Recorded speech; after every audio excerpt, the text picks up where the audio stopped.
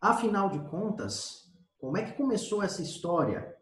O que seria essa corrente convencional e essa corrente real? Na verdade, precisamos conhecer sobre o físico alemão George Simon Ohm, aquele mesmo que elaborou a lei que relaciona resistência, tensão e corrente, e o físico britânico J. J. Thomson. Quando Ohm elaborou as suas leis para os circuitos elétricos, nada sabia-se sobre a natureza do elétron. Não sabiam-se que era ele o responsável por movimentar-se em condutores elétricos. Sabia-se apenas que tinha uma corrente elétrica.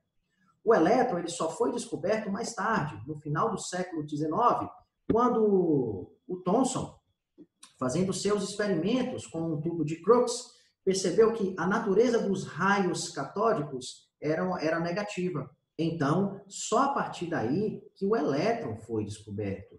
Mais tarde, com Rutherford, com Bohr, com Sommerfeld, os modelos atômicos foram aperfeiçoados e descoberto que no núcleo você tem prótons e nêutrons com pouca mobilidade e na eletrosfera, orbitando este núcleo, tem-se os elétrons. Esses elétrons possuem alguns maior liberdade do que os outros. É o que vai caracterizar os materiais condutores dos não condutores.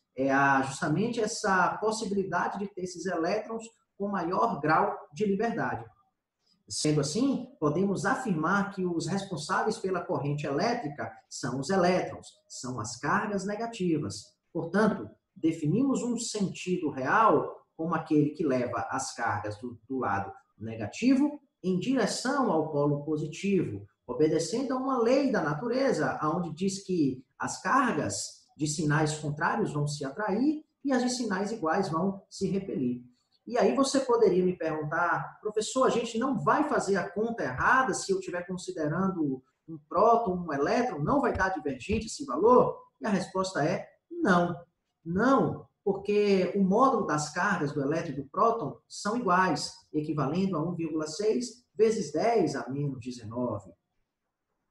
Portanto, temos um sentido convencional, aquele que se convencionou antes de descobrir a natureza do elétron, como uma corrente elétrica que sai do polo positivo e vai em direção ao negativo, e o real, como aquela corrente que vai do polo negativo e vai em direção ao positivo. A dica que eu te dou é, se você começar a analisar um circuito a partir do polo positivo para o negativo, termine-o analisando da mesma maneira. Se começar do polo negativo, termine analisando da mesma maneira. Vai dar certinho, é só você manter a sua coerência até o final da análise.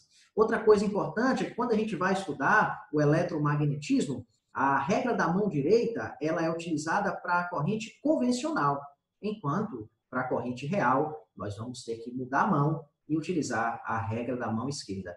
Beleza, pessoal? Esse foi o meu recado para vocês e até mais.